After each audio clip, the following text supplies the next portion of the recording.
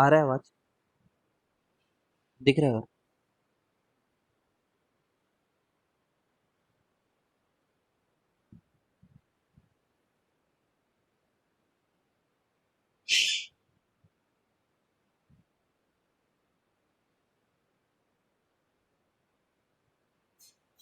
हम्म।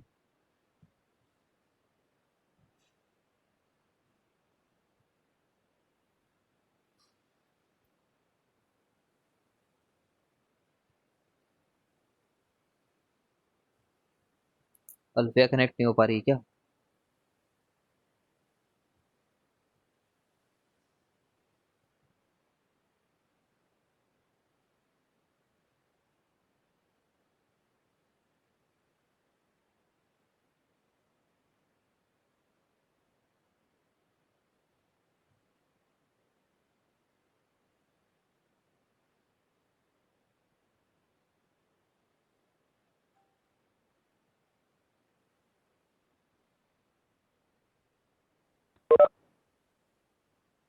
चलो स्टार्ट करते हैं।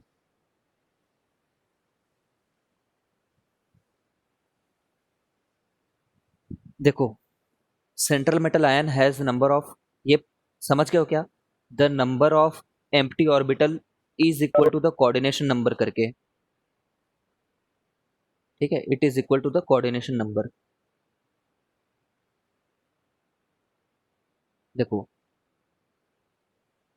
बोल रखा है कि एटॉमिक ऑर्बिटल जो होते हैं वो डेफिनेट डायरेक्शनल प्रॉपर्टी रखते हैं, मतलब जस्ट बॉन्ड बनाने से पहले पहले तो अपने आप को रीओरिएंट करते हैं।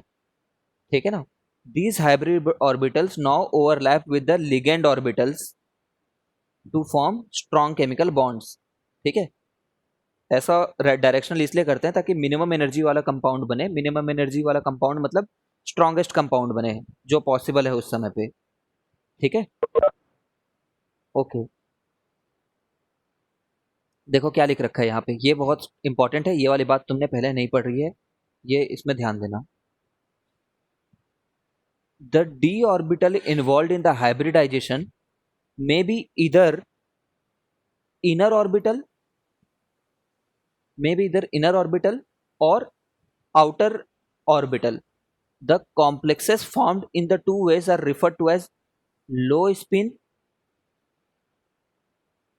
and high spin complexes respectively. ठीक है, समझोगे? अभी फिलहाल बस इसको ध्यान रखे रहो कि या तो इनर ऑर्बिटल भी डी के इन्वॉल्व हो सकते हैं या तो आउटर ऑर्बिटल भी इन्वॉल्व हो सकते हैं।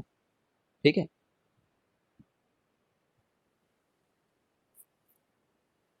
देखो फिर से पढ़ते हैं।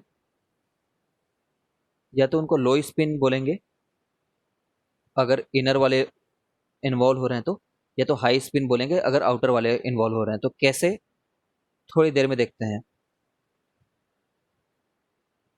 बाकी तुम्हें अफबाउ प्रिंसिपल पता है क्या? पता है क्या? वो तो पता ही होगा तुम्हें यार। फिर भी एक बार ना क्विकली यहाँ पे देख लिए रहते हैं।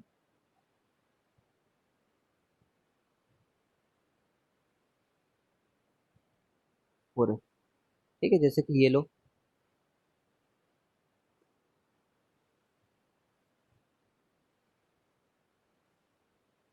क्या ध्यान देने वाली बात है, मैं ऑर्डर जो लिख रहा हूँ फिलअप का सही लिख रहा हूँ क्या, देखना।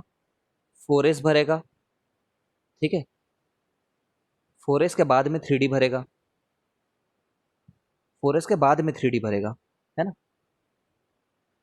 4s के बाद 3d के बाद 4p।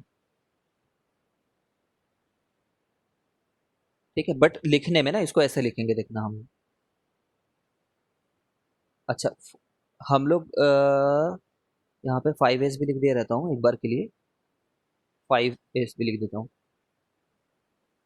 ठीक है, तो अह, देखना, ध्यान से सुनो क्या बोल रहा हूँ। 4p के बाद 5s भरेगा, उसके बाद में 4d भरेगा। ठीक है ना? ये ऑर्डर फिलहाल तो देख ले रहा हो, तुम्हें बहुत अच्छे से याद होगा क्योंकि 10,000 बार तुमने क्वेश्चन बनाया होगा। ठीक है, बट इसको ना ऐसा करके नहीं लिखूंगा, लिखते समय मैं ऐसा करके लिखूंगा कि यहाँ पे 3d रखा हुआ है, 4s रखा हुआ है। ठीक है, बनाते समय तो मैं बनाऊंगा ऐसे ही, 4p रखा हुआ है, ठीक है, 4d रखा हुआ है, 5s रखा हुआ है। समझ रहे हो क्या? मैं बनाऊंगा इसी तरीके से, बट तुम्हें समझ में आना चाहिए कि इससे पहले ये भर जाएगा करके, ठीक है ना? We will be coming to that कि ये कैसे सर ऐसा क्यों हो रहा है कि लो स्पिन हाई स्पिन का क्या सिस्टम है यहाँ पे, वी विल सी।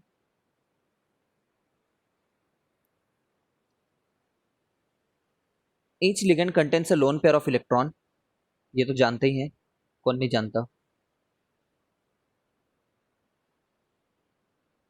ठीक है, ये भी जानते हैं इसलिए पढ़ नहीं रहा हूँ। ये बस बोल रहा है कोऑर्डिनेट बॉन्ड इज फॉर्म जब वेकेंट हाइब्रिडाइज्ड मेटल ऑर्बिटल में एक filled orbital of ligand donate कर देता है। वही बात मैंने यहाँ पे बताई, fully filled orbital of NH3 जब डोनेट कर देगा इसके वेकेंट में। देखो ये वाली स्टेटमेंट बहुत इंपॉर्टेंट है, ये एफ वाली स्टेटमेंट को पढ़ो।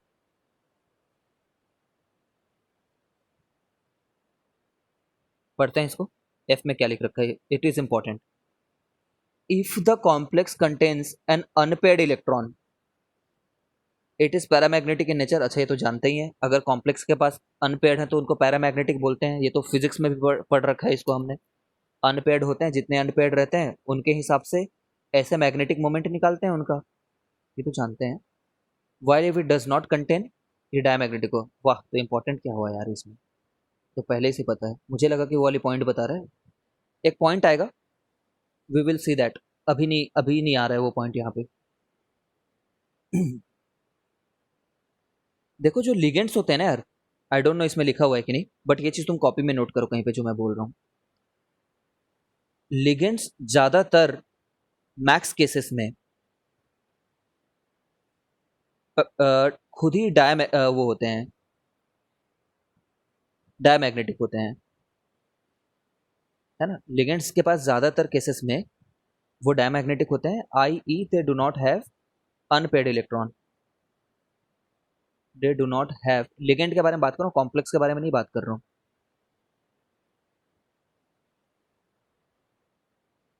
बट कुछ ऐसे लिगेंड्स होते हैं एक्सेप्ट जिनके पास में अनपेड होते हैं, जैसे कि O2। O2 भी लिगेंड की तरह काम करता है, ठीक है ना? और जानते हैं कि O2 के पास में very well we know this thing that it is a paramagnetic complex. ये पढ़ते हैं ना छोटे क्लासेस में, मतलब 11th में।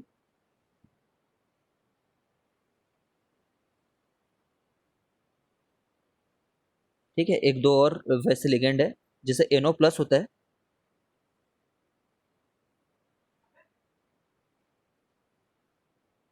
Let me see the list, मैंने लिख करके रखा हुआ है।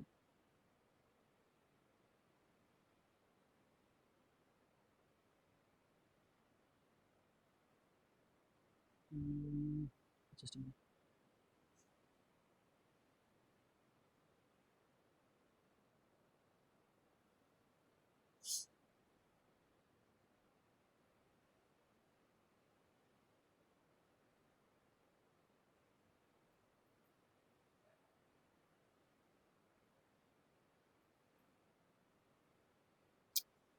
ठीक, फिलहाल ध्यान नहीं आ रहा, बट O2 लिगेंड है, एक NO+ है, ये लोग हैं जो अनपेड रखते हैं, ठीक है? इनके पास अनपेड रहते हैं, we will be seeing them कि इनका क्या रोल है, फिलहाल बस याद रख रहे हैं इनको।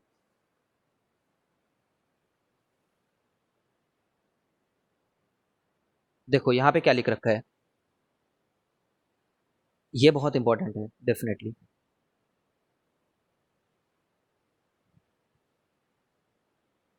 ठीक है, पॉइंट नंबर जी भी पहले देखो, जी को देखो।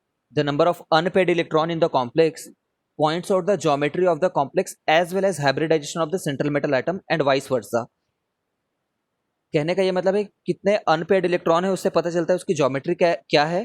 वी विल सी दैट कैसे यह हो रहा है। In practice the number of unpaired electron in a complex is found out from the magnetic. In practice मतलब क्या हुआ? इन प्रैक्टिस मतलब प्रैक्टिकली, प्रैक्टिकल लेबोरेटरी में। लेबोरेटरी में किसी के पास कितने अनपेड इलेक्ट्रॉन है तुम्हें कैसे पता चलेगा? ठीक है ना, तो वो उसके मैग्नेटिक मोमेंट मेजरमेंट से हो जाता है। लैब में कैसे भी करके मैग्नेटिक मोमेंट की मेजरमेंट करते होंगे, स्पेक्ट्रोस्कोपी का हिस्सा है बेसिकली ये, आइडेंटिफाइंग अ कॉम्प्लेक्स, है ना? कि कौन सा कॉम्प्लेक्स है, तो उससे हम लोग को पता चलता है इसका कितना मैग्नेटिक मोमेंट है करके। हम तो फॉर्मूला जानते हैं, ये प्रैक्टिकल नहीं है ये, है ना, this is not practical, this is theoretical way. ठीक है, तो हम लोग अभी करने के लिए, अभी तुम्हारे साथ क्लास में करने के लिए तो ये तरीका इस्तेमाल करेंगे, अगर जरूरत पड़ी तो, वरना खुद बता देगा कि ये मैग्नेटिक है कि नहीं है करके। ठीक है, ये बोल रहा है कि the knowledge of magnetic moment can be of great help in asserting the complex. ठीक है, under the influence of strong ligand, अगर कोई लिगेंड स्ट्रॉन्ग है, ताकतवर लिगेंड है वो सामने की फील्ड को बदल सकता है, सामने वाले को इन्फ्लुएंस कर सकता है बहुत ज़्यादा, तो electron can be force to pair up against the Hund's rule of maximum multiplicity. मतलब कहने का ये मतलब है, ये वैसे ना थोड़ा सा एक्चुअली में क्रिस्टल फील्ड का हिस्सा है, ये क्रिस्टल फील्ड थ्योरी का। ठीक है, ध्यान से सुनो इस बात को कि एच जो है वो स्ट्रिक्टली स्पीकिंग है वैलेंस बैंड बॉन्ड थ्योरी का हिस्सा नहीं है, वैलेंस बॉन्ड थ्योरी का, क्रिस्टल फील्ड थ्योरी का हिस्सा है। ये बोलता है कि अगर जैसे 3D को देखें तो 3D में कैसे भरता है, हम फिलअप इसी तरीके से करते हैं ना, अगर 8 को भरना होगा, अगर 8 इलेक्ट्रॉन को भरना होगा 3D में तो ऐसा फिलअप करते हैं। ठीक है, बट अगर कहीं से बाहर से एक स्ट्रॉन्ग लिगेंड आ रहा है, देखो 3D के बाद में मैं 4s को लिख रहा हूँ, ठीक है ना, 4s में ऐसा करके है, मान 4s तो पहले भरा होगा ना, 3D के भरने से पहले, 3D के भरने से पहले 4s भरा होगा। तो अगर कोई लिगेंड स्ट्रॉन्ग होता है तो वो क्या करता है, वो इसको भी इधर भिजवा देता है, पेयर अप करवा देता है वो, है ना, इनमें जैसे CN एक स्ट्रॉन्ग लिगेंड आ गया मान लो, तो वो ऐसे हरकत करवा देगा कि बोलेगा भाई तुम इधर चलो, तुम इधर चलो, और ये डिब्बा उसको खाली मिल जाएगा। ठीक है, यही लिखा है यहाँ पे, हम लोग प्रैक्टिकली देखेंगे क्वेश्चन को सॉल्व करते समय कि ये कैसे हो रहा है, because that needs a practical example of what central metal atom we are considering. But ये याद रखना कि ये स्ट्रॉन्ग है कि वीक है, इसकी बात कभी भी वैलेंस बॉन्ड थ्योरी ने नहीं करी थी, वैलेंस बॉन्ड थ्योरी ने नहीं किया था, क्रिस्टल फील्ड थ्योरी ने किया था।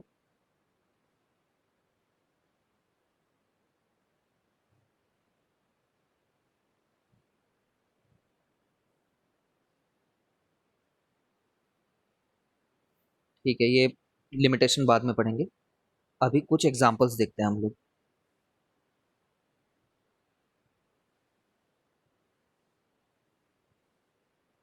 ये एग्जांपल सारे कॉपी में लिखना जो मैं एग्जांपल करा रहा हूँ।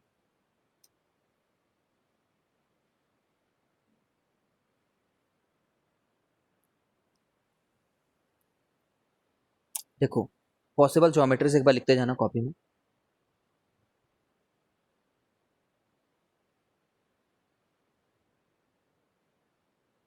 देखो, अगर मैं बोलूँ कि सेंट्रल मेटल एटम में 3 लिगेंड आकर के जुड़े हुए हैं, 3 लिगेंड, तो इसका शेप क्या होगा तुम थोड़ा गेस कर सकते हो,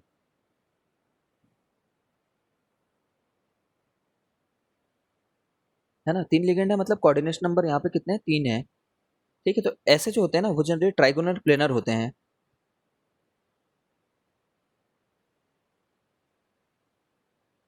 सिंपली एम के साथ में 3 L जोड़ना,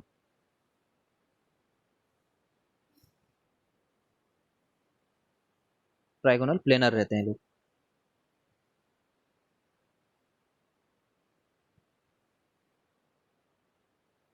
ठीक है, अच्छा, कोऑर्डिनेशन नंबर 2 तो बहुत ही सिंपल है, कोऑर्डिनेशन नंबर अगर 2 है तो लिनियर ही रहेगा ना। हम लोग ये कैसे किस के हिसाब से देखते हैं, किस चीज के बेसिस के हिसाब से, सबसे कम रिपल्शन हो रहा हो जिसमें, वो वाला शेप वो अडॉप्ट करता है। सिमिलरली अगर कोऑर्डिनेशन नंबर 4 है ना, तो तब यहाँ पे ना 3 अलग अलग केसेस आते हैं।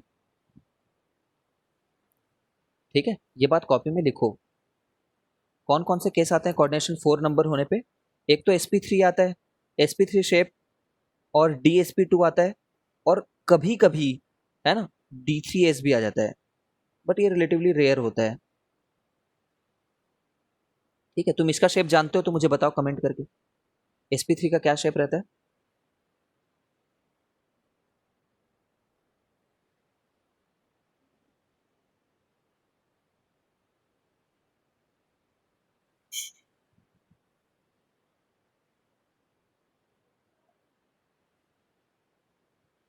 है ना, ऑफ कोर्स टेट्राहेड्रल रहता है, टेट्राहेड्रल में बॉन्ड एंगल कितना होता है?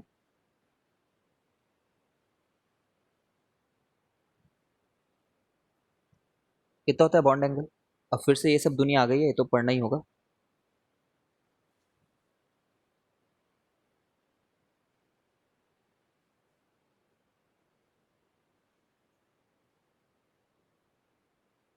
एक बार देख लेना, एग्जैक्टली मुझे याद नहीं आ रहा बाकी।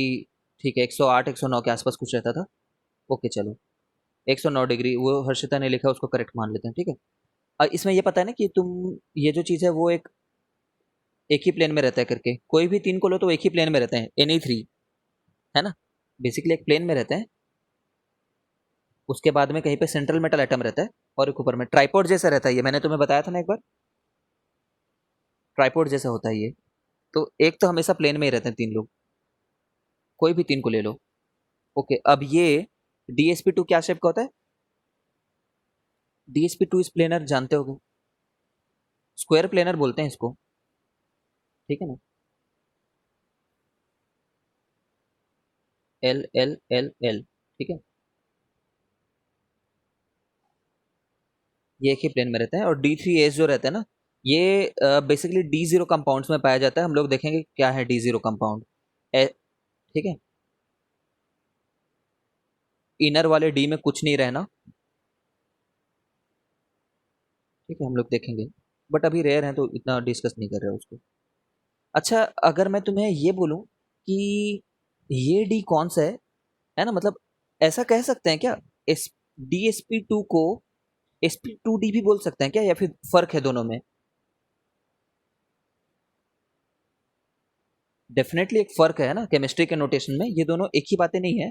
जो DsP2 है, इसमें जो D वाला है वो पक्का किसी N-1 का है, ठीक है।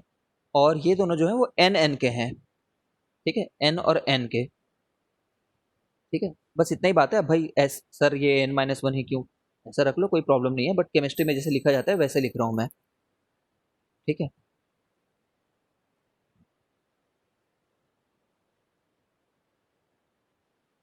तुम समझ रहे हो, इसमें सब के सब N के हैं, चारों N वाले हैं इसमें, अलग N+1 में नहीं चले गए हैं। समझ रहे हो कि नहीं समझ रहे हो? इन बातों का बहुत फर्क पड़ेगा इस चैप्टर में। ये चारों सेम के हैं, और इसमें एक पहले वाले का है। इसमें और कोई पॉसिबिलिटी लिखा है क्या मैंने? इसमें मतलब मैंने जो तीन पॉसिबिलिटी लिखी हैं, ठीक है, वही तीन पॉसिबिलिटी ही है पॉसिबल। ऐसा नहीं करोगे तुम कभी भी सर sp2d डाल दें करके। समझ रहे हो सर, ये भी तो चार है ना, ये नहीं हो सकते क्या? नहीं होते हैं यार, ये सब पहले बार जब वैलेंस बॉन्ड थ्योरी में पढ़ते हैं तभी देख लिए होते हैं अपन, ठीक है। sp2d नहीं होता, ये दो पॉसिबिलिटीज होती हैं, you know this very well, but I am just telling you to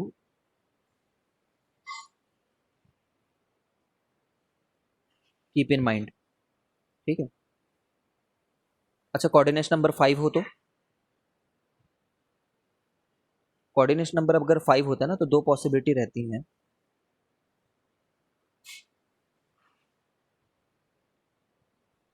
क्या क्या पॉसिबिलिटी रहती हैं?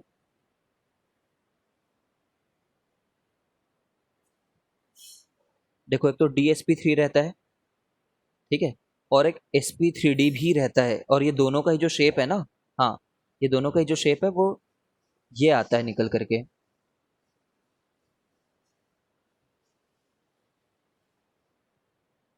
ट्राइगोनल बाइपिरामिडल, ठीक है ना। ट्राइगोनल बाइपिरामिडल यही बोलते थे ना।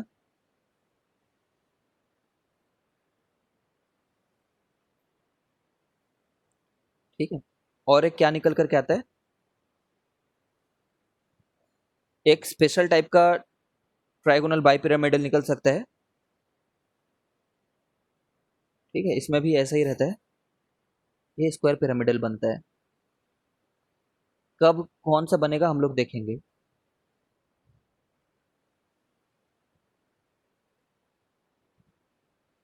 स्क्वायर पिरामिडल कैसा होता था, स्क्वायर बेस हुआ करता था,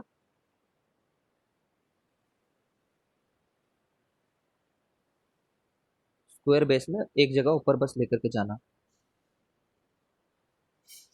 है ना। अगर इसको इस तरीके से बनाए तो फिर अपन बोलेंगे मेटल जो है चार लोगों के साथ बॉन्डेड है और एक ऊपर में है, लिगेंड।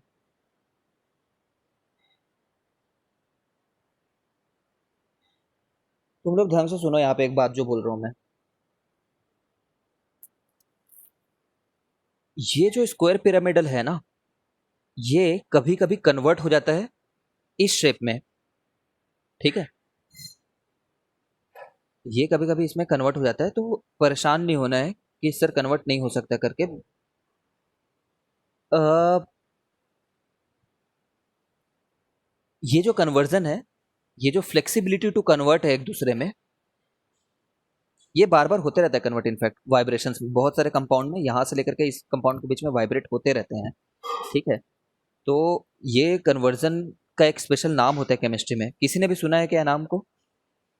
इस फ्लेक्सिबिलिटी को केमिस्ट्री में फ्लक्सोनल स्पीसीज बोलते हैं। ऐसे कोई कंपाउंड जिसमें एक शेप से दूसरे शेप के बीच में हम कंटिन्यूअसली मूव कर रहे हैं, वेरी कर रहे हैं, ठीक है, शेप, तो उस ऐसे स्पीसीज को फ्लक्सोनल स्पीसीज बोलते हैं। NH3 के भी बॉन्ड बहुत बार इन्वर्ट होते रहते हैं, सुना होगा तुमने, कभी सुना है क्या? NH3 के जो बॉन्ड है ना, वो कभी कभी 3 बार नीचे में दिखते रहते हैं और 3 बार ऊपर में भी कभी कभी दिखते रहते हैं। सुना है कभी? हाँ सुना है ना। इसी चीज के चलते वो लोग क्या करते हैं, इसी चीज के चलते इसकी हाइड्रोजन बॉन्डिंग जो बगल वाले के साथ हो सकती थी, हाइड्रोजन बॉन्डिंग, वो टूट जाती है, क्योंकि खुद ही कभी नीचे भेज रहे 3 NH को, 3H को, और कभी ऊपर भेज रहे है ना, इसलिए इसमें बॉन्डिंग वीक होती है NH3 में, है ना। NH3 खुद भी एक फ्लक्सोनल स्पीसीज है, समझ गए होगे तुम। तो इनके भी शेप ऐसे बदल सकते हैं, बट जिनके शेप को हम स्क्वायर पिरामिडल बोल रहे होंगे, उनमें ज्यादातर समय वो इस फॉर्म में रहते होंगे, तभी तो ये बोल रहे हैं।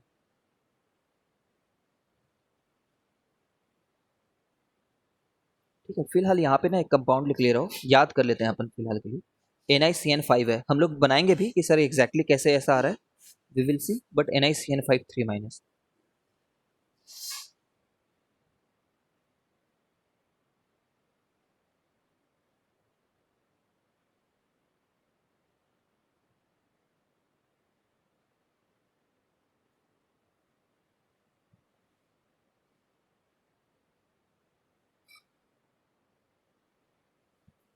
ठीक, कोऑर्डिनेशन नंबर 6 में कितने पॉसिबिलिटीज होते हैं जानते हो? एक ही पॉसिबिलिटी है ऑक्टाहेड्रल होने का, ठीक है। There is only one possibility, it can only be octahedral. Octahedral के अलावा कोई दूसरी ऐसी अरेंजमेंट नहीं होती है जहां पे उनको शांति मिले, बहुत ज्यादा भीड़ हो गई होती है ना, तो एक ही ऐसा शेप है जिसमें उन लोग के पास सबसे कम रिपल्शन रहता है, ठीक है, ऑक्टाहेड्रल शेप।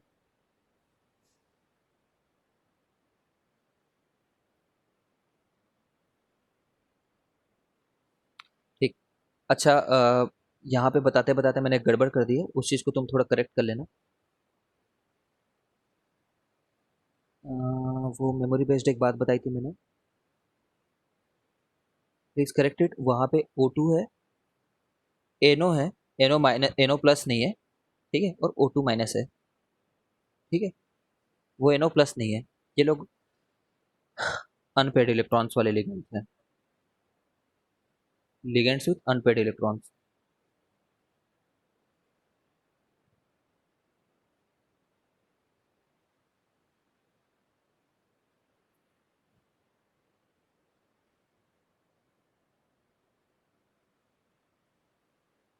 तो देखो,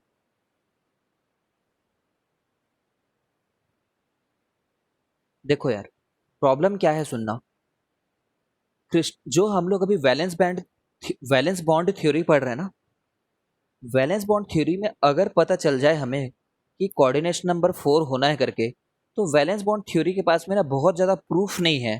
थ्योरी में, theory doesn't have enough proof कि वो sp3 होगा, कि dsp2 होगा, कि d3s होगा, ठीक है। उसके लिए हमें एडिशनल एक्सपेरिमेंटल इंफॉर्मेशन चाहिए होती है। कुछ एक्सपेरिमेंटल इंफॉर्मेशन दिया होगा वो, कि जैसे कि it is a low spin complex बोल दिया होगा, वो बोला होगा कि कोऑर्डिनेशन नंबर 4 तो है ही, उसके अलावा वो लो स्पिन है, ठीक है। तो तुम याद करो लो स्पिन में कौन से वाले डी इस्तेमाल होंगे, मतलब लो स्पिन है तो फिर हम लोग DsP2 के बारे में सोच सकते हैं। ठीक है क्या, इनर डी ऑर्बिटल इन्वॉल्व रहते तो लो स्पिन बनते हैं। तो ऐसे एडिशनल इन्फॉर्मेशन, अब यही चीज को ना, ये जो प्रॉब्लम है, कोऑर्डिनेशन नंबर 4 बोल देने पे हमें एडिशनल एक्सपेरिमेंटल ऑब्जर्वेशन चाह रहे हैं। ये प्रॉब्लम क्रिस्टल फील्ड थ्योरी में नहीं आती है। Crystal field theory is a relatively advance theory. Crystal field theory में लिगेंड को ही देख करके बता देते हैं कि इन दोनों में से क्या होगा, समझ रहे हो? लिगेंड को देख करके बता देते हैं। क्रिस्टल फील्ड थ्योरी बोलता है कि अगर स्ट्रॉन्ग लिगेंड होगा तो ऑटोमेटिकली इनर पेयरिंग हो जाएगी। ठीक है, स्ट्रॉन्ग फील्ड वाला इनर पेयरिंग करा देगा और वो स्ट्रॉन्ग लिगेंड के केस में ये बनेगा और वीक लिगेंड के केस में उसमें sp3 बनेगा। ठीक है, आते जाते हैं क्वेश्चन से और समझोगे।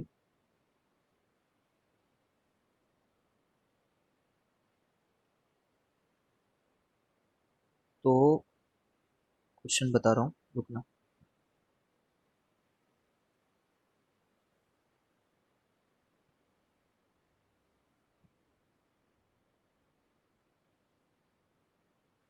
देखो, इतने टाइम से जो बड़बड़ा रहा था उसका सार निकलेगा। क्वेश्चन इज देयर कि find shape of shape of NiCl4 2 minus. ठीक है, हैविंग टू अनपेड इलेक्ट्रॉन, समझते जाना। तो ये जो है ना, ये एक एक्स्ट्रा इन्फॉर्मेशन है। एक्स्ट्रा क्या, एक्सपेरिमेंटल इन्फॉर्मेशन है। क्योंकि दो अनपेड इलेक्ट्रॉन है, ये तुम्हें कंपाउंड देखते पता चल जाएगा क्या? मतलब सामने तुम्हारे सॉल्यूशन रखा होगा तो ऐसे नहीं पता चलेगा। ठीक है, तो ये एक्स्ट्रा इन्फॉर्मेशन चाहिए वैलेंस बॉन्ड थ्योरी में। अगर ये वैलेंस बॉन्ड थ्योरी ना होकर क्रिस्टल फील्ड थ्योरी होता तो हम लोग पहले ही देख लेते कि ये जो है ना, वैलेंस बॉन्ड थ्योरी में ये इन्फॉर्मेशन नहीं दी, सॉरी, क्रिस्टल फील्ड थ्योरी में ये इन्फॉर्मेशन नहीं दी गई होगी। There will not be such information in crystal field theory. Rather we will be looking कि Cl स्ट्रॉन्ग है कि वीक है। ठीक है, अभी यहाँ पे कोऑर्डिनेशन नंबर तो 4 है, 4 कोऑर्डिनेशन नंबर है, तो 2 केसेस हो सकते थे, sp3 और dsp2। ठीक है, तो एक बार इसके ना उसको लिखते हैं कॉन्फ़िगरेशन को। तुम मेरे को बता सकते हो कि Ni का कितना होता है Z? इसका तो ये +2 स्टेट में, ये बात तो दिख रहा होगा तुम्हें। कितना होता है Z? 27 होता है क्या?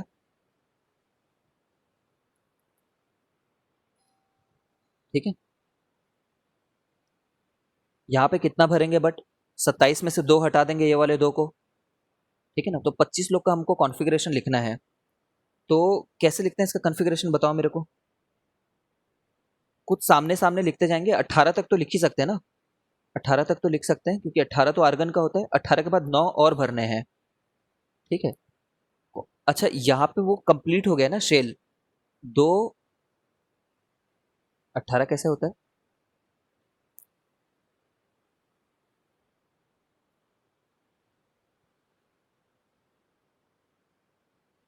जस्ट एक मिनट रुकना।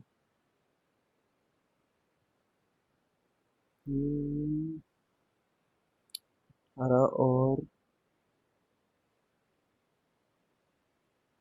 27 होता है ना, अरे यार मैंने 27 ही गलत लिख रखा है। 28 होगा क्या इसका? 28 में से 2 जाएगा तो 26 रहेगा ना। मैंने ये तो सही बोला बट उसके बाद दिमाग में गलत कैलकुलेशन बोल कर दी मैंने। हाँ हाँ हाँ, तो 28 में से 2 गया तो 26। अब 18 तो भर गए। आर्गन का कितना होता है? आर्गन बोलते हैं क्या 18 को? हाँ, आर्गन बोलते हैं। अब इसके बाद में 8 और भरना है। यहाँ तक कितने भर गए हैं? पूरा लिख देता हूँ एक बार। 1s2, 2s2, 2p6,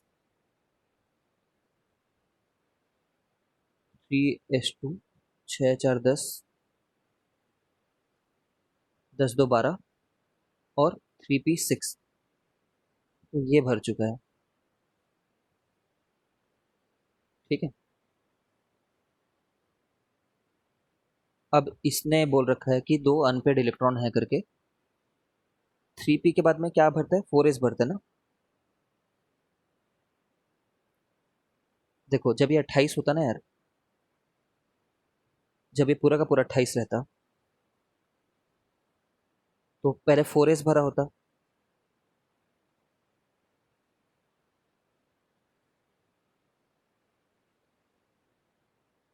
फिर क्या होता?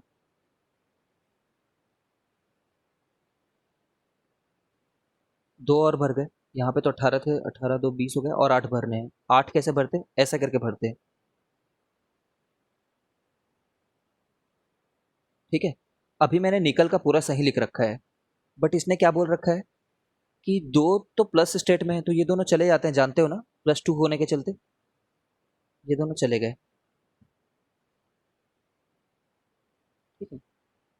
यही दोनों गए हैं, कैसे पता है? क्योंकि गए हैं, मतलब आउटर मोस्ट से ही आयनाइज होगा, जो भी मतलब इलेक्ट्रॉन के जाने हैं उनके आउटर मोस्ट शेल से। ठीक है। इनर वाले तो नहीं पहले चले जाएंगे ना। अब इस वाले कंपाउंड में दो अनपेड इलेक्ट्रॉन हैं, तो वाकई में ये जो दो अनपेड दिख रहे हैं ये ऐसे ही रहेंगे। ठीक है। और यहाँ पे जो 4p वाले हैं वो यूटिलाइज होंगे बॉन्ड बनाने में। कोऑर्डिनेशन नंबर 4 तो था, तो हमने dsp2 को चुनना चाहिए कि sp3 को चुनना चाहिए?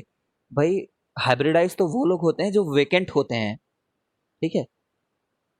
तो ये आएंगे हमारे आंसर में। ठीक है। और हम लोग बोलेंगे इसका sp3 हाइब्रिडाइजेशन है करके।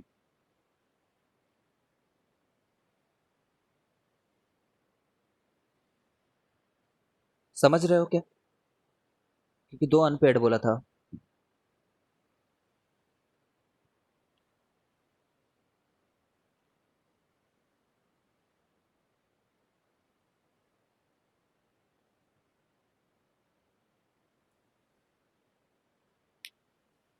ठीक है, अब सुनो, यहीं पे सुनो, तभी तुम्हें वो क्वेश्चन का इंपॉर्टेंस समझ में आएगा इस वाली बात का। इसको साइड में कर देते हैं। देखो, क्वेश्चन अगला ये है हमारे लिए कि फाइंड sp3 है, मतलब टेट्राहेड्रल है ना, शेप बताना मतलब हाइब्रिडेशन बताना एक ही बात है। फाइंड शेप ऑफ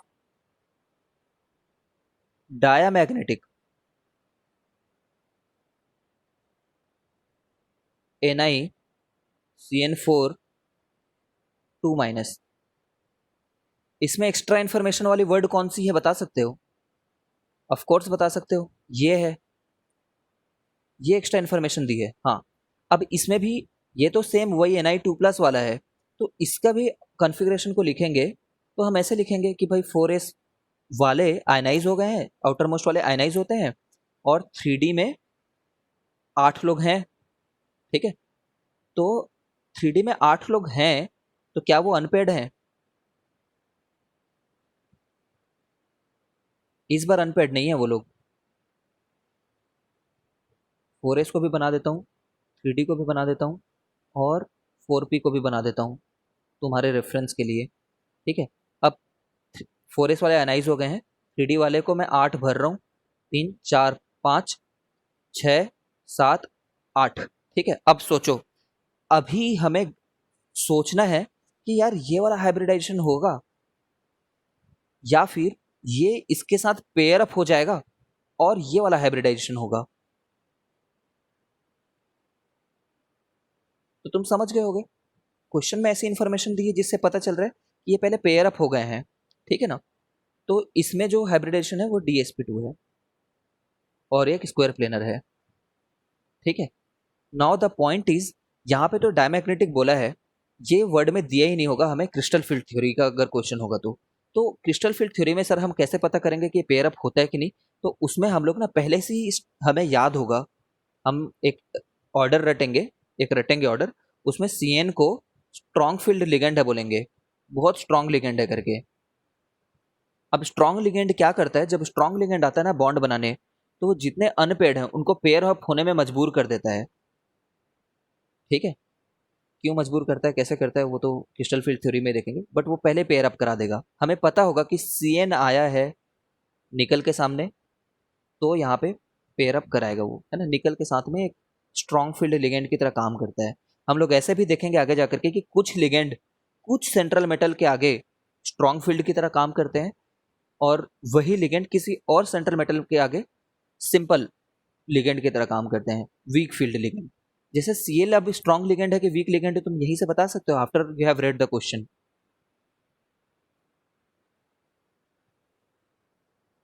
Cl क्या है? ये एक वीक फील्ड लिगेंड था, तभी ये पेयर अप नहीं करा पाया था। ठीक है ना, ऐसे करके हम लोग पूरा एक लिस्ट याद करेंगे, रटना होता है वो लिस्ट को।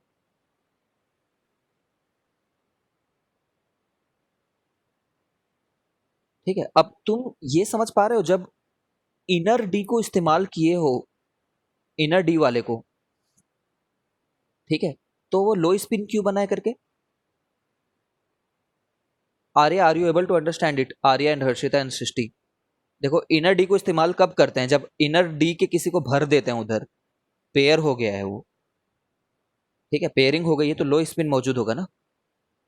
और बाहर वाले डी को यूज करने की कब जरूरत पड़ेगी, जैसे sp3d जब यूज कर रहे हो, तो हो सकता है अंदर वाले डी को अनपेड ही रहने दिए। ठीक है, इनको अनपेड रहने दिए और बाहर वाले डी को यूज कर लिए। क्यों ऐसा किया, बिकॉज वीक फील्ड आया था, वीक फील्ड आया रहा होगा। ठीक है, तो अंदर वालों को पेयर अप नहीं करा पाया होगा, लेकिन जो अनपेयर्ड वाले ऑर्बिटल हैं वो तो हाइब्रिडाइजेशन में यूज होंगे नहीं। और हमें मान लो उस केस में कोऑर्डिनेशन नंबर 5 चाहिए, तो बाहर वाले डी को यूज करेंगे। बाहर वाले को यूज कर रहे हैं तो अंदर वाले अनपेड रह गए, मतलब हाई स्पिन वाला रह गया वो। समझ रहे हो क्या आर्या, हर्षिता एंड सृष्टि, या फिर काफी कंफ्यूजिंग लग रहा है। अगर कंफ्यूजिंग लग रहा है तो वी कैन गो स्लो।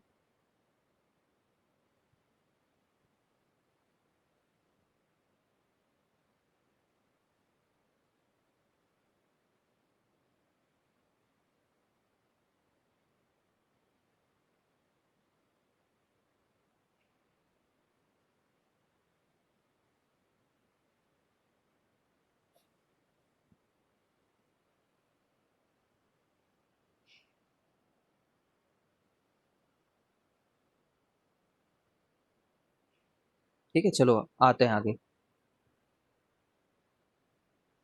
रुको 5 मिनट और है ना, चलेगी 5 मिनट क्लास, ताकि ये मतलब एक बार में खत्म हो यार।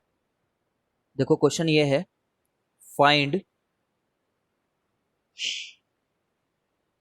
Hybridisation, find hybridization and shape. अब थोड़ा जल्दी जल्दी करा रहा हूँ क्योंकि तुम काफी टाइम से बैठे हुए हो। Find hybridization and shape of CrH2O 6+। मेरे को जल्दी से एटॉमिक नंबर बताओ क्रोमियम का।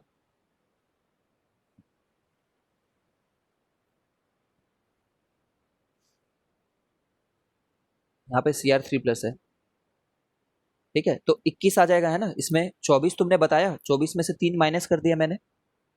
ठीक है, तो ये 21 आ जाएगा। और 21 वाले को मैं 18+3 लिख सकता हूँ, है ना। और ये जो अ, देखो 18+3 लिख रहे हैं ना, तो पहले 4s भरा रहा होगा। आई एम नॉट डिनाइंग कि 4s नहीं भरा है, बट 4s वाला आयनाइज हो गया है।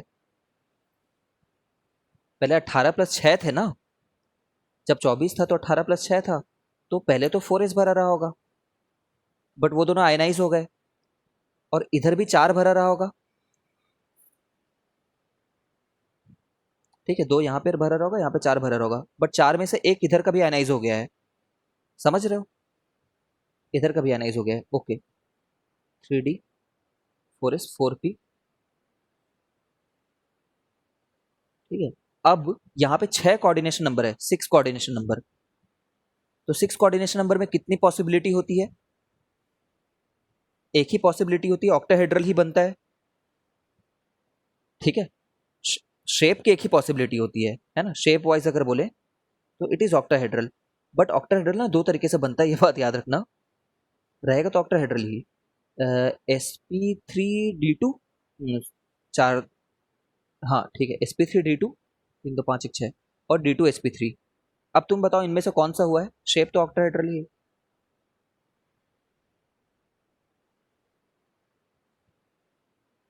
1 हुआ है कि 2 हुआ है।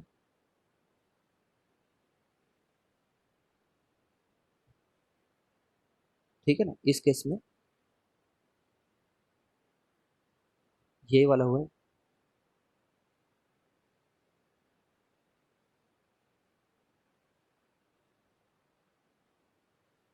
ठीक है ना यार, अब सुनो ध्यान से मैं क्या बोल रहा हूँ। सर इसमें ऐसा क्यों नहीं हुआ कि हम ऐसा क्यों नहीं सोचे कि ये इसके साथ पेयर अप हो जाएगा,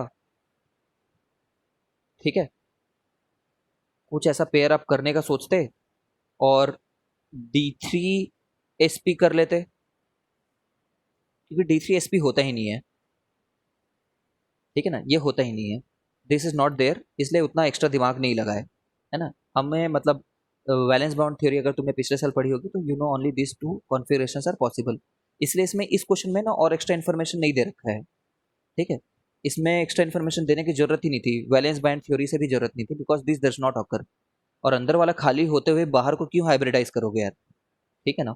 अब इसमें हाँ मैग्नेटिक मोमेंट अगर निकालने के लिए बोलता तो कैसे निकालते, मैग्नेटिक मोमेंट निकालते √n n+, क्या होता है, 1 होता है कि 2 होता है,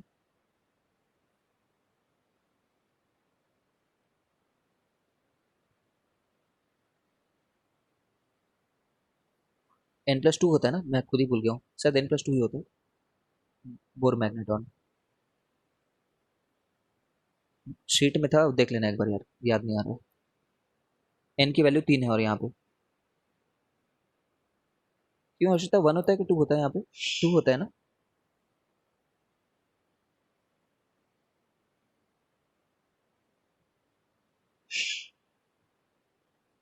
ठीक है चलो, तो इतना बोर मैग्नेटॉन है, इसका स्पिन अगर मोमेंट निकालने के लिए बोलता तो, होल्ड ऑन गाइस, सिर्फ एक आखिरी क्वेश्चन आज का, यार मैं भी थक गया हूँ बट एक गो में सब कंप्लीट हो जाना चाहिए, क्वेश्चन है देखो, find spin magnetic moment hybridisation and shape of monomeric nickel carbonyl, ठीक है, तो हम लोग सोचेंगे निकल कार्बोनिल है, निकल का एक कार्बोनिल है और ये मोनोमरिक है, तो कितने एक्स जुड़े होंगे, है ना, सॉल्यूशन में हमें बस निकल कार्बोनिल बोला है ना, तो हमें पता नहीं है कि कितने कार्बोनिल जुड़े हुए हैं करके, वी डू नॉट नो, है ना, बट मोनोमरिक बोला हुआ है ये पता है हमको, तो हम लोग क्योंकि कार्बोनिल है तो इसका 36 बनना चाहिए, ठीक है, तो मैं 28, और क्योंकि न्यूट्रल है, ठीक है, तो आ, हाँ इस तरीके से ई एन याद है ना, दो दिया करता था इलेक्ट्रॉन, तो ये 8 = 2x, तो यहाँ से पता चल जाता है कि 4 हैं यहाँ पे करके, अब इसमें तो दो पॉसिबिलिटी बन सकती थी, ठीक है, जो दो पॉसिबिलिटी बन सकती थी उसमें से कैसे पता कि इसने क्यों नहीं दिया एक्स्ट्रा इन्फॉर्मेशन यहाँ पे, और कि डायमेट मैग्नेटिक है कि क्या है करके, तो हम लोग देखते हैं, चेक करते हैं एक बार, निकल का मेरे को जेड बताओ, 28 है ना, तो जेड इसका 28 हुआ, इसकी कोई यहाँ पे ऑक्सीडेशन नंबर 0 है इसका, ठीक है, ऑक्सीडेशन नंबर 0 है, तो AR, ठीक है, अभी ऑक्सीडेशन नंबर 0, तो 4s2 3D 18 2 20 8 28, ठीक है,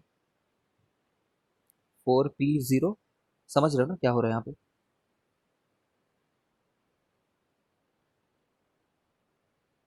ये 3D है, ये 4s है, ये बनाया करना, हर बार बनाना पड़ेगा तुम्हें इन सब थ्योरीज को पढ़ते समय, तो 4s2 रखा हुआ है, 1 2 3 4 5 6 7 8, हून्स रूल के हिसाब से फिलहाल भर दिया हमने, अब कार्बोनिल आया, ठीक है, तो कार्बोनिल आया तो दो पॉसिबिलिटी हैं, sp3, है ना, मतलब कार्बोनिल आया नहीं, मतलब जब 4 कोऑर्डिनेशन नंबर है तो एक तो sp3 पॉसिबल है और dsp2 पॉसिबल है, तुम मेरे को यहाँ पे देख करके बताओ कि क्या होगा,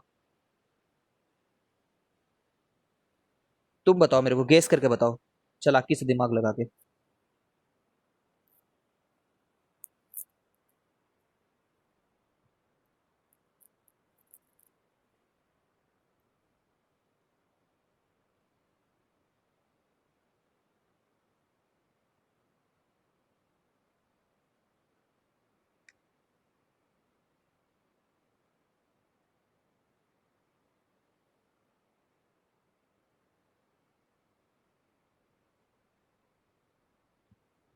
देखो यार, सोचो, ऐसा हो सकता है क्या कि वेकेंट वाला ही हाइब्रिडाइज होता है ना, तो मैं ऐसा ले लूं क्या, P3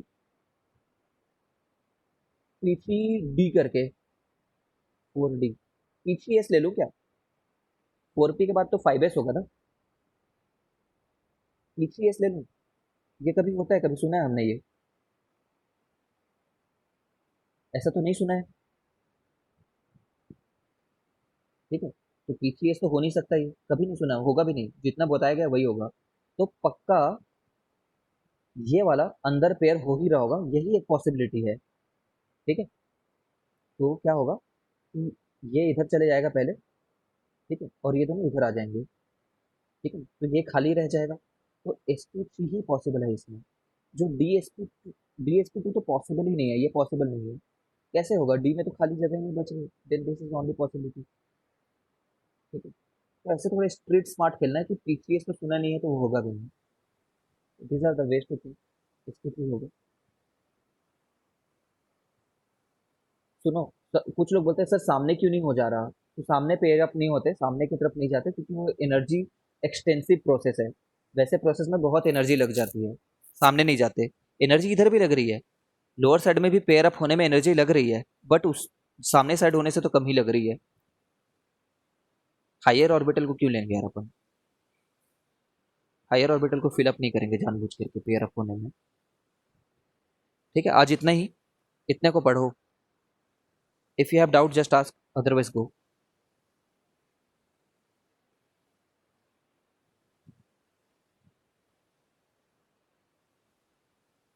चलो।